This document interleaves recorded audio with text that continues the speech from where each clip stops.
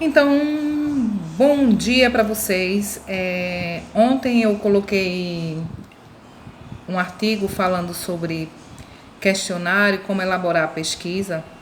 E teve uma aluna que disse, professora, a senhora pode gravar um vídeo, né, falando sobre essas etapas, como é que a gente faz essa pesquisa, como é que a gente faz esse questionário. Então, aí eu vou dar 10 etapas simples para que vocês possam criar uma pesquisa, certo? Primeiro, há uma série de escolhas que devem ser feitas ao elaborar uma pesquisa, mas seguir algumas regras básicas pode ajudar você a fazer as escolhas certas. Veja a seguir, 10 ótimas dicas para criar uma pesquisa que dará a você a resposta necessária. Primeiro, use formatação, Agrupe perguntas semelhantes para manter a lógica e a objetividade da pesquisa. Quebras de páginas, títulos de páginas, instruções ajudam as pessoas a entender a natureza e o motivo das perguntas, tá?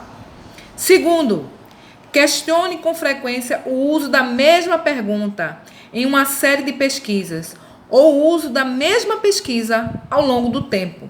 É uma boa maneira de construir uma referência e medir as mudanças nas atitudes dos respondentes, das pessoas que irão responder à sua pesquisa.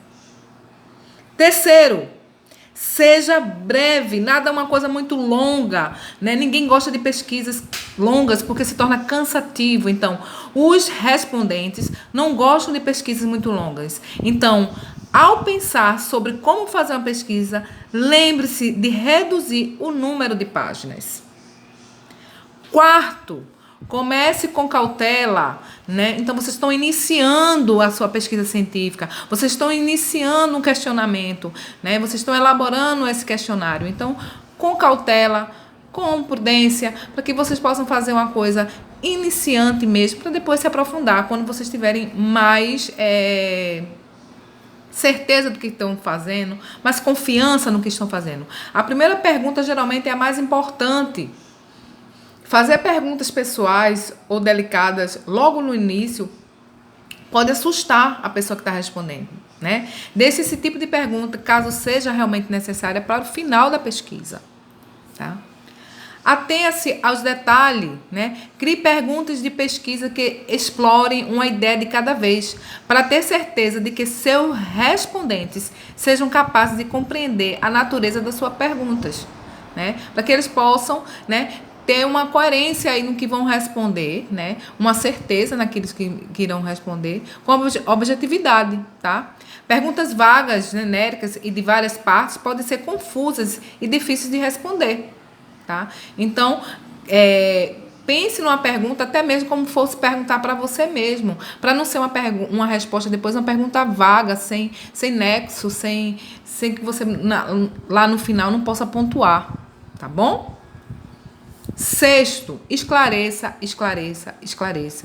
Explique detalhadamente tudo que possa ser interpretado de mais de uma maneira. Quer saber se alguém é conservador nos seus questionários para pesquisa eleitorais e políticas? Certifique-se de que especificar se está falando sobre o modo como se veste, sua visão política, sua preferência musical ou culinária ou filosofia de vida, para citar apenas alguns exemplos, tá bom? Sétimo, mantenha a relevância, crie pesquisa que mantenha o foco dos respondentes, apresentado. A eles apenas perguntas aplicáveis. Uma ótima maneira de fazer isso é usando a lógica de ramificação para eliminar perguntas irrelevantes. Então, crie um foco para não fugir para essas perguntas depois você não conseguir ter não conseguir somar isso, e ter um quantitativo de respostas que vocês estão buscando com essa pesquisa.